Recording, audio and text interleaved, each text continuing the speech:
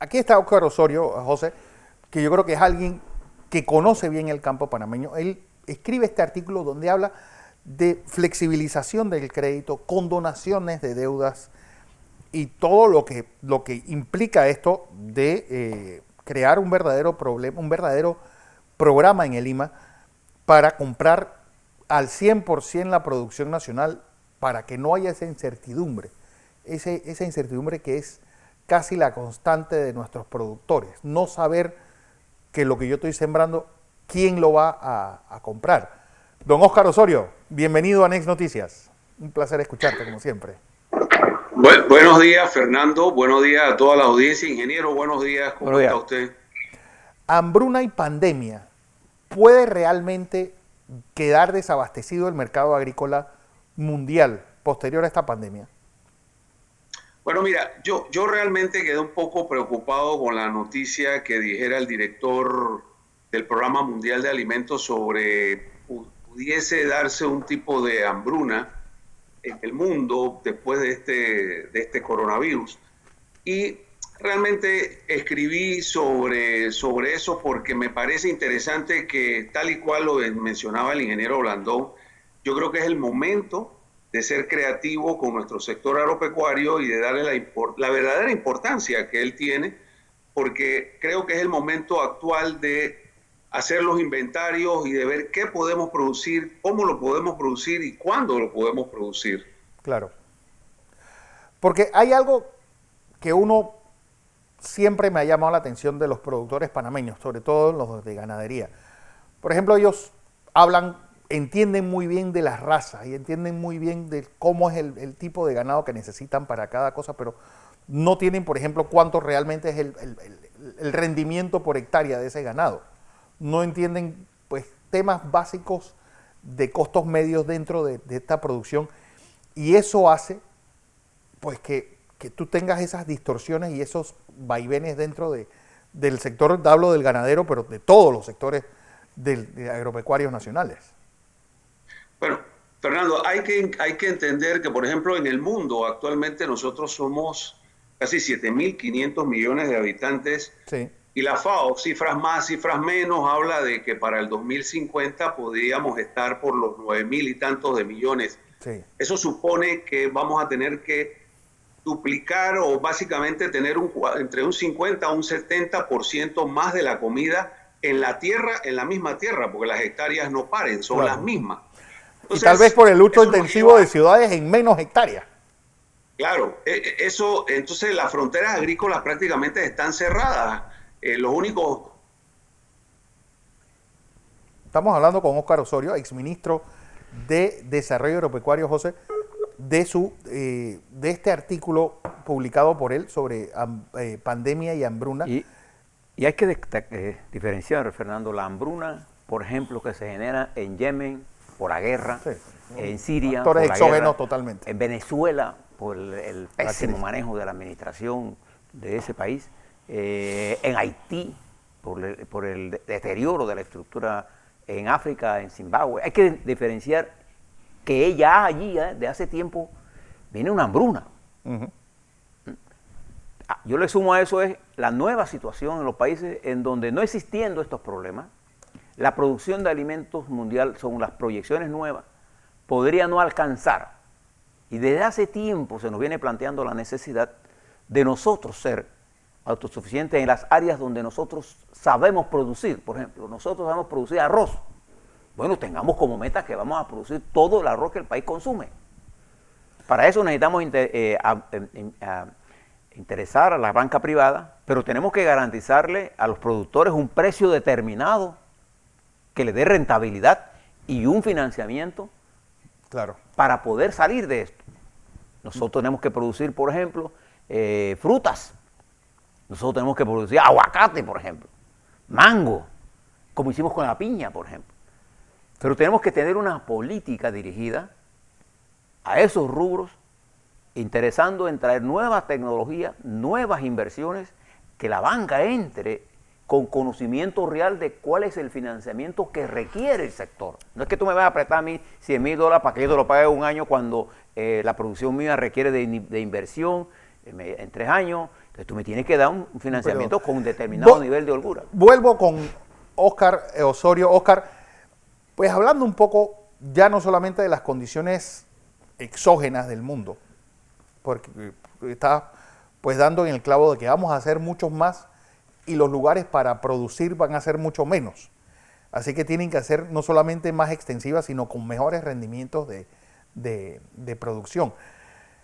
Eso, hacia allá va el sector agrícola en nuestro país, o nosotros seguimos con ese retardo de que tenemos gente cosechando como si estuviéramos en la edad del hierro, al mismo tiempo de pocas fincas de producción adecuadas al siglo XXI.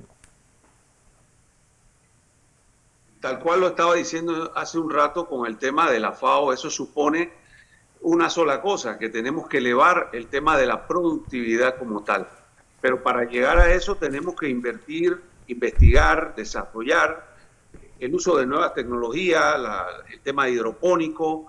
Tenemos que invertir. Y yo decía hace un tiempo, conversando sobre el tema, que era importante invertir en la educación agrícola. Tenemos que preparar. Sí, yo creo que ahí es donde está la gran falencia. El sistema educativo agrícola es muy arcaico, voy a decirlo de alguna forma. Sí, tú no puedes pensar en tecnología si tú no piensas en investigación. Tú no puedes ser ciudadano si tú no piensas en inversión física. Tú no puedes tener tecnología si tú no empiezas a traer gente preparada para esto. Sí. Eso es lo que tenemos que hacer. Óscar, educación, sí, pero ¿hacia dónde?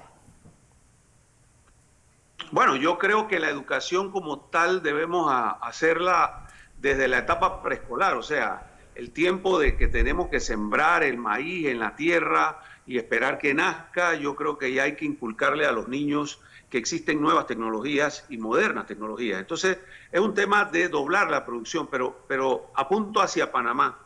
Yo creo que estamos un poco detenidos en eso, no de ahora, de hace muchos años, y se ha venido insistiendo sobre el tema.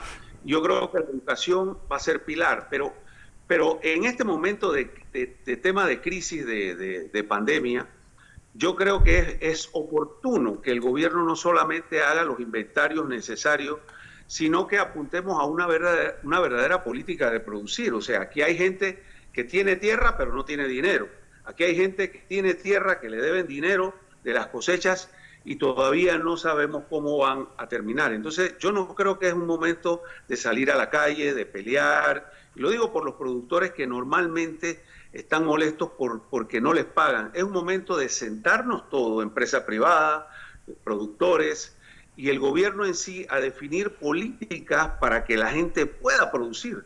Mira, yo creo que es un momento de crear, de pensar en alternativas como tercerización para hacer que la gente produzca, y yo le compro la cosecha, convertir a Lima en un momento determinado para la compra de cosecha nacional. Habrán empresas que no lo necesitan, pero habrán muchos productores que tienen la necesidad, que quieren producir, pero si se van a un préstamo normal en los bancos, esto va a demorar muchos meses. Yo creo que hay que buscar alternativas. Yo coincido totalmente con el ingeniero Blando de que tenemos que tratar en rubros significativos como el arroz, de tratar de llegar a nuestro máximo.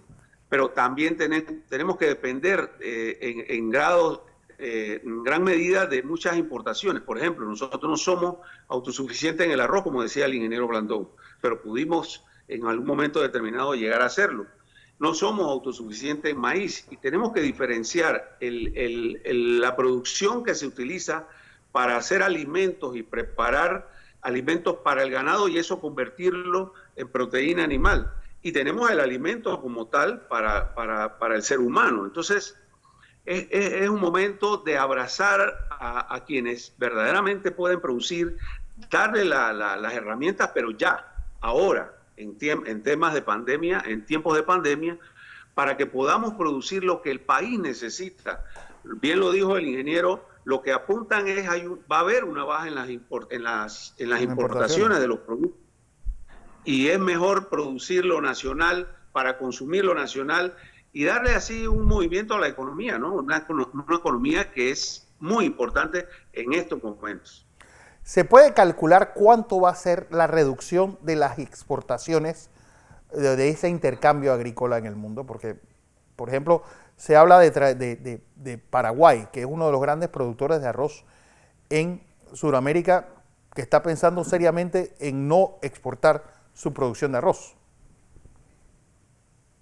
Bueno, es un tema que hay que tirar los números muy calculadores, porque en efecto, ¿no? ¿Qué pasa si nos cierran Estados Unidos porque Estados Unidos está creciendo en temas del coronavirus?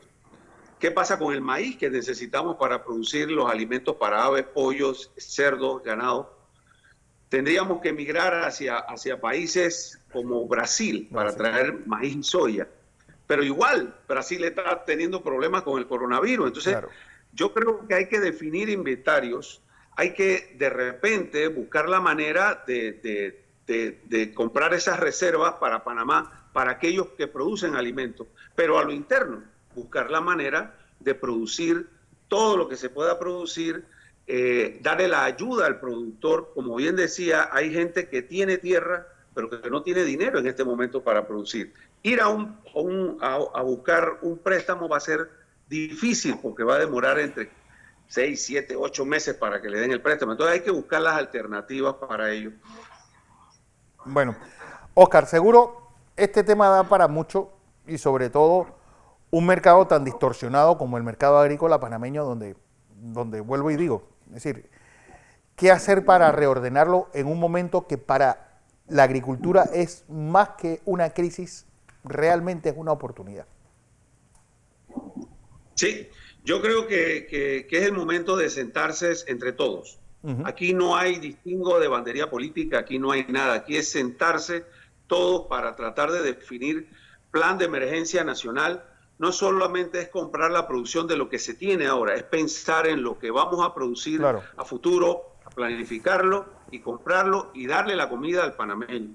Van a venir tiempos muy difíciles y yo creo que es el momento del agro para que trate de sobresalir, pero también que entienda el gobierno que va a tener que dar los recursos necesarios para implementar en las tecnologías que hablaba el ingeniero Blandón, porque de eso necesitamos y ya.